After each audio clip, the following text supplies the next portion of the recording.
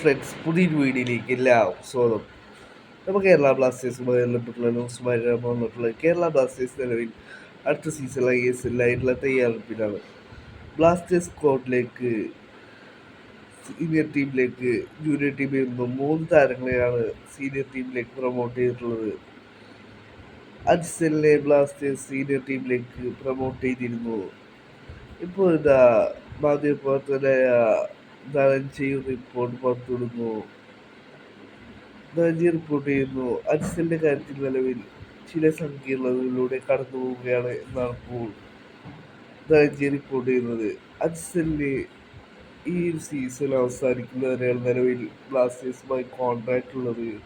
ഈ ഒരു കോൺട്രാക്റ്റ് ഇതുവരെ പുതുക്കുവാൻ അജ്സൽ തയ്യാറായിട്ടില്ല എന്നാണ് ഇപ്പോൾ ധനഞ്ജയ് റിപ്പോർട്ട് ചെയ്യുന്നത്. അദ്ദേഹത്തിന് ബ്ലാസ്റ്റേഴ്സ് സീനിയർ ടീമിന് വേണ്ടി അരങ്ങേറ്റം കുറിക്കണമെന്നാണ് ആഗ്രഹം.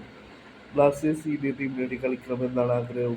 പക്ഷെ ബ്ലാസ്റ്റേഴ്സിന് സീനിയർ ടീമിന് വേണ്ടി ഇതുവരെ അദ്ദേഹത്തിന് കളിക്കുവാൻ ചാൻസ് കിട്ടിയിട്ടില്ല എന്നാണ് ഇപ്പോൾ ധനഞ്ജയ് റിപ്പോർട്ട് ചെയ്യുന്നത്.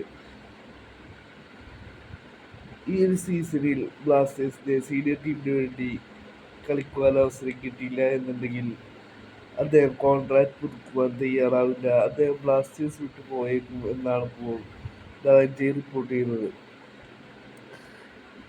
ഇപ്പോൾ നിലവിൽ അജ്സൽ മികച്ച പെർഫോമൻസിലൂടെയാണ് കടന്നുപോയിക്കൊണ്ടിരിക്കുന്നത്.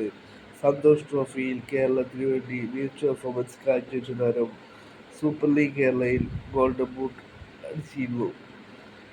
ഈ ഒരു വർഷം ബ്ലാസ്റ്റേഴ്സ് സീനിയർ ടീമിന് വേണ്ടി കളിക്കുവാൻ അദ്ദേഹത്തിന് അവസരം കിട്ടുമെന്ന് തന്നെയാണ് ബ്ലാസ്റ്റേഴ്സ് ആരാധകർ പ്രതീക്ഷിക്കുന്നത്. മികച്ച പെർഫോമൻസിലൂടെ നിലവിൽ അജ്സൽ കടന്നുപോയിക്കൊണ്ടിരിക്കുകയാണ്. ഈ ഒരു സീസണിൽ ബ്ലാസ്റ്റേഴ്സിലെ സീനിയർ ടീമിന് വേണ്ടി അജ്സൽ അരങ്ങേറ്റം കുറിക്കുമെന്ന് തന്നെയാണ് ആരാധകർ പ്രതീക്ഷിക്കുന്നത്.